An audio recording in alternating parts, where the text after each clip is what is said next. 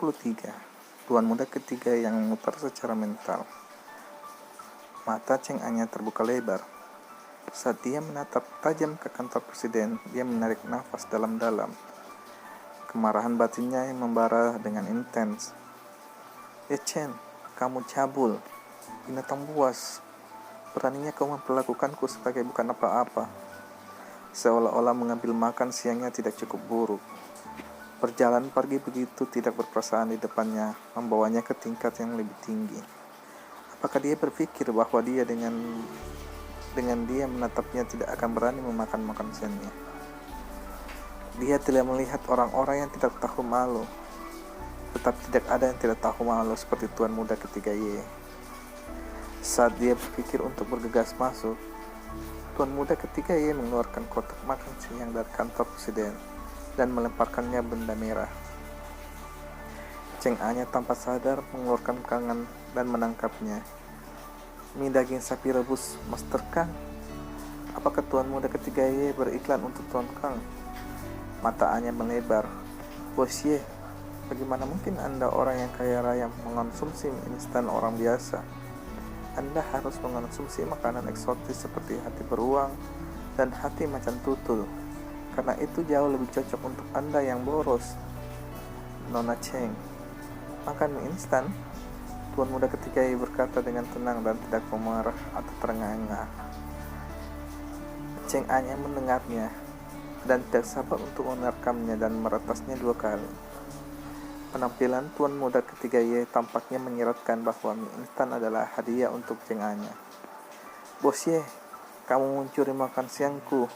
Sebagai sekretaris yang memenuhi syarat, Anda harus mempertimbangkan selera bos Anda, kata tuan muda ketiga Y dengan tegas sambil memakan sayap ayam kedua. Cheng Anya meneteskan air liur. Bos normal tidak mencuri makan siang bawahannya. Cheng Anya tersenyum sambil membayangkan dirinya sebagai Popeye, menunduk tuan muda ketiga Y ke tanah. Apakah Anda menyiratkan bahwa Anda adalah bos yang tidak normal? Hei, apakah kamu tidak tahu bahwa aku tidak normal? Tuan muda ketiga Y dengan tenang membalas. Alisnya terangkat dan tatapannya jahat. Dengan bibir melengkung, dia melanjutkan dengan mengatakan, saya memiliki riwayat penyakit mental. Haruskah saya menunjukkan kepada Anda sebagai bukti? Cheng Anya terpana oleh wajah nakal tuan muda ketiga Y. Sial, aku akan menginjak-injakmu sampai mati suatu hari nanti. Karena tidak berdaya untuk mengubah situasi, Cheng Anya berbalik dan pergi. Bukannya dia belum pernah makan mie instan sebelumnya? Nona Cheng lihat tanggal pada kemasannya. Seharusnya tidak kadaluarsa. Cheng Anya berhenti di langkahnya. Orang sakit ini pasti melakukan ini dengan sengaja. Haruskah dia membunuh tuan muda ketiga Y suatu hari nanti? Dia yakin bahwa tuan muda ketiga Y benar-benar pantas mendapatkannya, dan karenanya dia harus dibebaskan. Cheng Anya memegang mie instan tuangkan dan tenang. Bab 24. Kesedihan. Tanpa penyesalan, Chen menikmati makanan siang yang harum. Dia sangat kenyang dan puas karena dia belum pernah makan makanan buatan sendiri yang enak dalam waktu yang lama. Sudah berapa lama? Sudah terlalu lama sampai dia tidak bisa mengingatnya lagi. Sore ini, emosi Chen bergejolak dan dia sangat dingin seolah-olah uap air bisa mengembun di fitur wajahnya. Jika Chen biasanya dingin dan anggun, dia sangat jauh dan dingin hari ini. Cheng Anya telah menerima beberapa omelan darinya tanpa alasan yang jelas. Dan suasana seluruh kantor tidak berbeda dengan musim dingin yang membekukan. Semua orang berisiko, dan siapapun yang memanggil kantor Chen akan menerima omelan.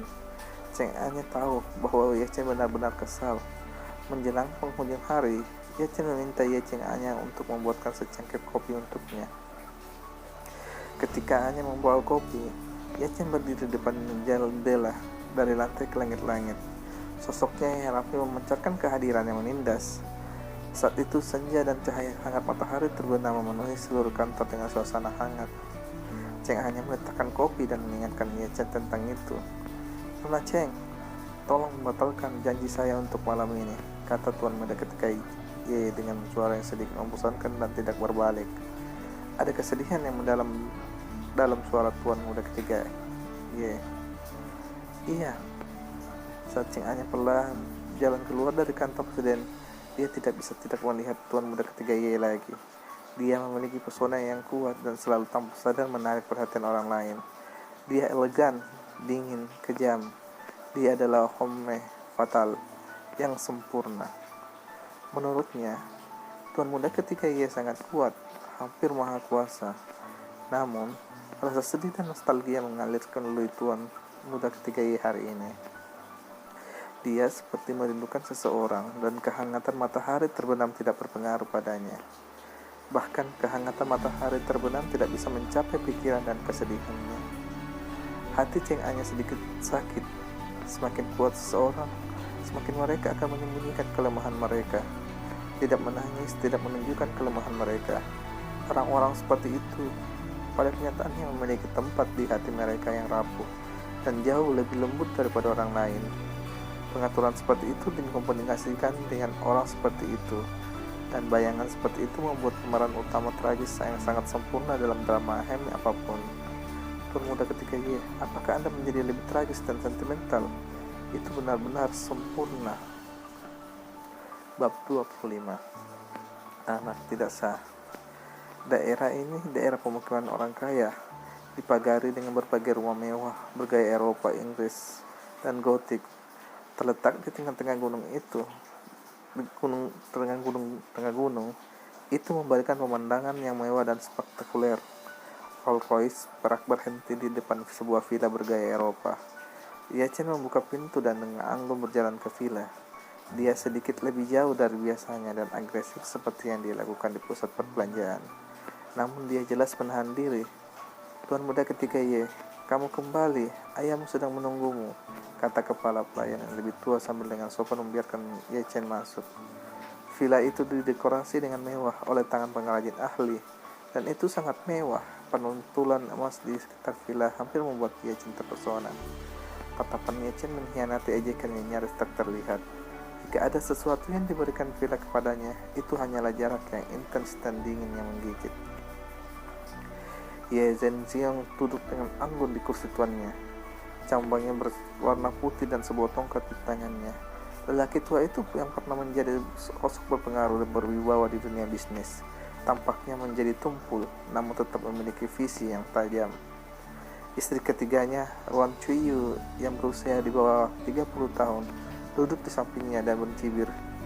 Putranya yang berusia 8 tahun, Ye Yutong, juga duduk dengan tenang. Ekspresinya adalah salah satu kasih sayang murni. Kakak keduanya Ye Yutang juga hadir. Wajahnya yang tabah tidak bisa menyembunyikan keserakahan di matanya. Ayah, aku kembali, kata Ye Chen lemah dan acuh tak acuh. Pulang untuk makan seminggu sekali adalah bagian dari aturan keluarga. Orang tersibuk dalam keluarga akhirnya pulang. Anda benar-benar cukup arogan untuk membuat kami menunggu Anda, kata Chuan Ryu dengan Huan Chuiyu dengan dingin. Dia adalah presiden MBS, tentu saja dia memiliki aura arogan, kata Ye Yutang masam. Ye Chen tanpa ekspresi apapun berkata, ayah, saya minta maaf karena terlambat karena ada banyak masalah yang harus diselesaikan di tempat kerja. Terlepas dari kata-katanya, Ye Chen tidak terdengar menyesal dan tampak acuh tak acuh. Biarkan pesta dimulai, kata Ye tua sambil saat tatapan tajamnya menyapu semua orang. Keheningan menyelimuti semua orang. Ye Chen mencibir di dalam hatinya. Ye Yutong memanggil Ye Chen, saudara ketiganya, dan yang terakhir menatapnya dan mengangguk. Saat Ye Yutong tersenyum, Ruan Chuiyu menarik pakaiannya menyebabkan Yutong menundukkan kepalanya. Ye Chen, Yutong ingin membuka toko perhiasan. Bisakah Anda mengalokasikan sejumlah uang untuknya dan membantunya membangun jaringan? Nada agung Ye yang lebih tua tidak berbeda dengan perintah. Ya ayah. Setiap kali Ye Chen melangkah ke kediaman, itu sangat dingin dan jauh seperti igloo. Di mata Ye yang lebih tua, Ye Chen hanyalah lalat. Pria yang pernah membuat ombak dan mengguncang gunung ini terlalu terbiasa mengendalikan segalanya. Tuan sebenarnya dari keluarga Ye adalah Ye yang lebih tua. Pewaris sebenarnya adalah Ye Yutang, dan putra yang paling dicintai adalah Ye Yutong. Adapun Ye Chen, dialah adalah anak tinta dari Ye yang lebih tua di hari-harinya yang bebas. Anak haram yang tidak layak mendapat pengakuan, pembunuh putra kesayangannya. Ye Chen dengan dingin mencibir karena dia akan menunjukkan kepada Ye yang lebih tua warna asli suatu saat nanti. Bagaimana seseorang berdiri melawan arus bawah yang kuat dari provinsi dan bantuan.